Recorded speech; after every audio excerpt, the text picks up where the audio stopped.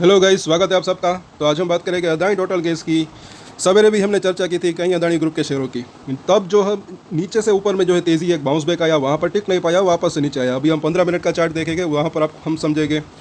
साथ साथ ये गिरावट जो है, सबसे पहली बात है, सिर्फ इसी स्टॉक के अंदर या फिर अदानी ग्रुप के अंदर तो नहीं आई, पूरा मार्केट ही आज डाउन था। आप सबको पता है।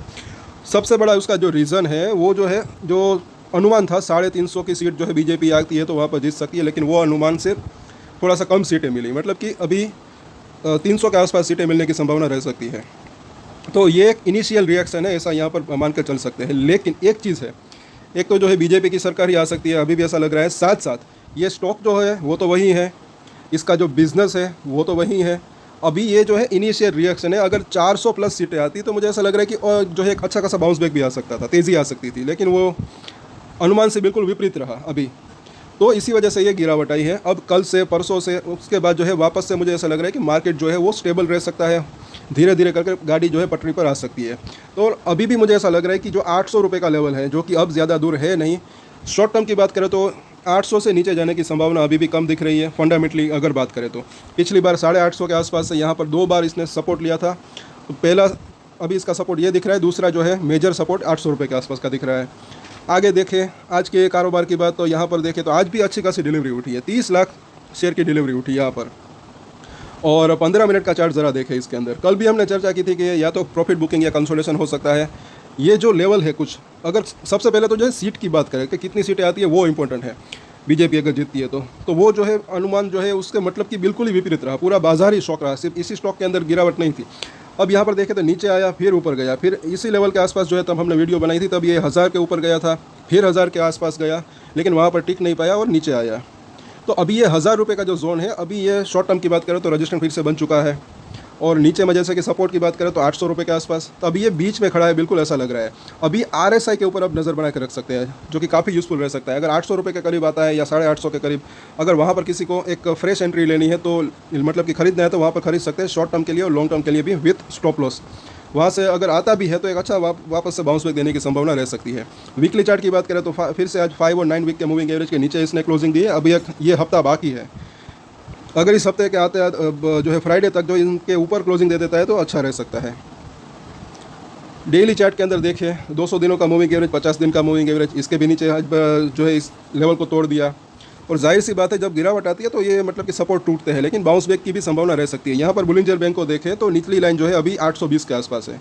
तो अगर जैसे कि हमने चर्चा की, यहाँ पर इसको अच्छा सपोर्ट मिल सकता है। फिलहाल अभी मुझे ऐसा लग रहा है कि इस लेवल के तक जाने की भी संभावना कम हो जो है यहाँ पर लग रही है, लेकिन अगर यहाँ पर आता है तो वहाँ से एक अच्छा बाउंस बैक भी आ सकता है, क्योंकि अभी RSI के संकेत तो वैसे ही दिख रहे हैं कहीं ना कहीं। वीकली चार्ट के ऊपर देखें तो यहाँ पर 870 के आसपास का सपोर्ट दिख रहा है, निचली लाइन जो है उसकी।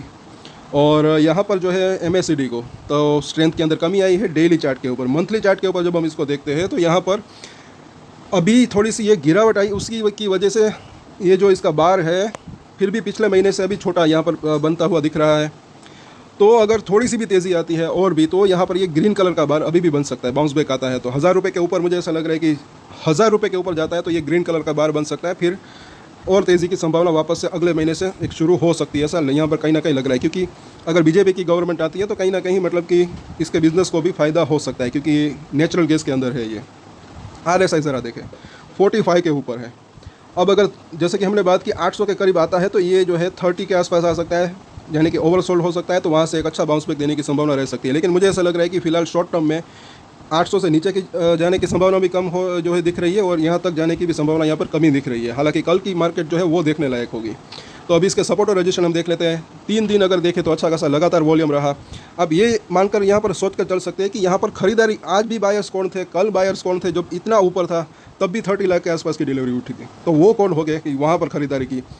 और आज भी इसके अंदर अच्छी खासी खरीदारी हुई है। डिलीवरी वॉल्यूम देखें तो ये थोड़ा बहुत आगे देखें, अभी भी जो है पॉजिटिव तो दिख ही रहा है। थोड़ा सा वक्त लग सकता है, लेकिन तेज़ी की संभावना हो सकती है। तो 908 का प्राइस है। पहले इसके सपोर्ट की बात करें तो 875, उसके बाद पिछला जो 2 बार सपोर्ट लिया 850, और फाइनल अगर देखें तो अभी भी ऐसा लग रहा है कि शॉर्ट टर्म की बात करें तो 800 रुपये जो है एक अच्छा खासा सपोर्ट इसके लिए बन सकता है।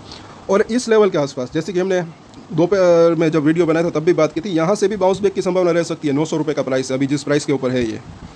बाउंस बैक आता है तो पहला इसका जो है रेजिस्टेंस छोटा सा 930, उसके बाद जो है 975 के आसपास का जोन, उसके बाद अब जो है ये वापस से 1000 रुपये का लेवल, 1000 को क्रॉस करता है तो वापस से तेजी आने की संभावना रह सकती है।